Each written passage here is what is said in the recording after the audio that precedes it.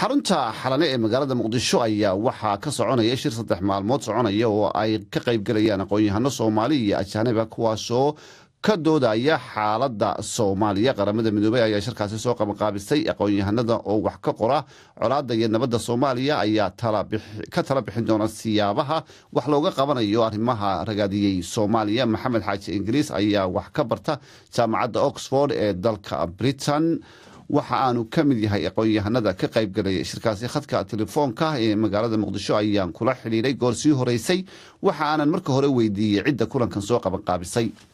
kulanka waxaa soo qabanqaabiyey qaramada midoobay xafiiska Soomaaliya muqdisho, waxaana dhaqaale ahaan taageeray dowladda Norway, waxayna isugu yeereen mutacalimiinta Soomaalida iyo ajnabiga ee dalka Soomaaliya wax ka qora qiimeeya xaaladda waddan ku sugan yahay.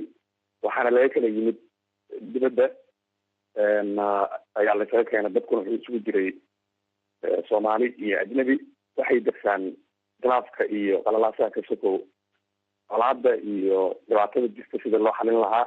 waa maxay ujeedada shirkan looga gol leeyahay?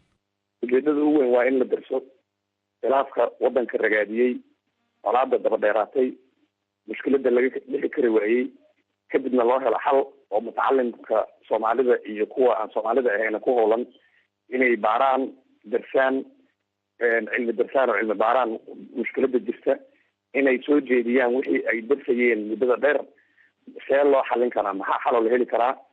marka hadda maanta lagu jiraa recommendationadii in la bixiyo, berina waa xiritaankii inta ka weynaan doonaa. waxaa kasoo qayb geli doona dhammaan wadamada safaaradahoodu ay joogaan waddanka, hay-adaha samafalka guud ahaan waaweyn. waxaa kaloo jooga dowladda Soomaaliya.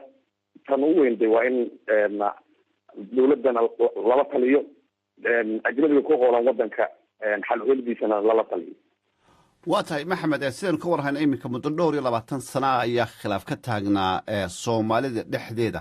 marar badanna aqoon-yahan, culimo awdiin, kooxaha kala duwan ee bulshadu waa isu yimaadeen oo talooyin iyo xal waa soo jeediyeen. shirkan iminka aqoon-yahanada Soomaalida la isugu yeeray muxuu kaga duwanaanayaa kuwii hore? halka si aad soo saartaan sidee baa loogu dhaqmaya? waa run muddo dheeraa la darsayey waddanka, shirar badanna waa la qabtay. kii ugu horreeyay hadda la xusayba waa 93 ayay qabteen Norway. mutacalimiinta xilligaa jirtay waaweynaa ayay cazumeen, waxna waa ay qorqoreen. waxaa ugu muhiimsan wax walboo kasoo baxa oo recommendation ahaan loo soo saaro, sida loo fulinayo, cidda fulinaysa iyo halka laga fulinayo.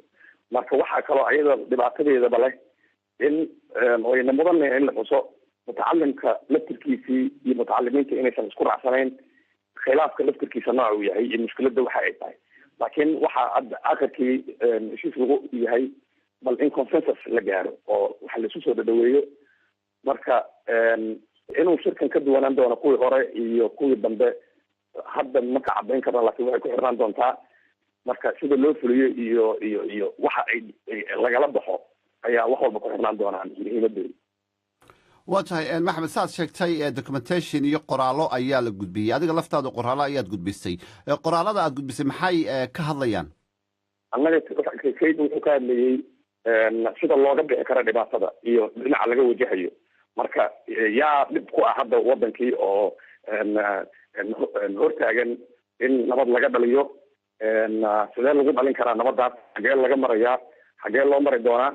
marka talada ugu weynaan bixiyey waxay tahay in dowladda Soomaalidu ay kaashato 3 qaybood oo mar walba hormood u ahaa ummadda Soomaaliyeed, dhaqankeeda iyo taariikhdeeda 200 oo sano ugu dambeeyey, kuwaasoo nabadeynta ka shaqayn jiray intaanan hataa qaran aanan noqon, oo ay ugu horreeyeen culamaa udiinka waddanka, oo ay ku xigeen kaabaqabiilada, 3na ay ahaayeen sugaanyahanada sugaanta tiriya.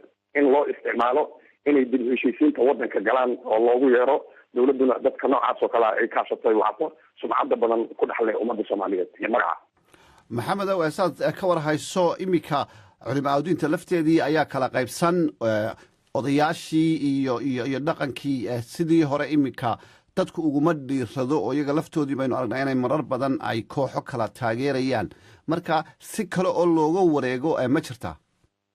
ha waa tilmaamnay khaasatan waxaan tilmaamay in culamada aan raacsanayn dawladda iyo kuwa kasoo horjeeda kuwa aan raacsanayn la kaashado oo loo yeero kuwa loo arka inay yihiin neutral ama dhexdhexaad ay ka yihiin khilaafka siyaasiga ah.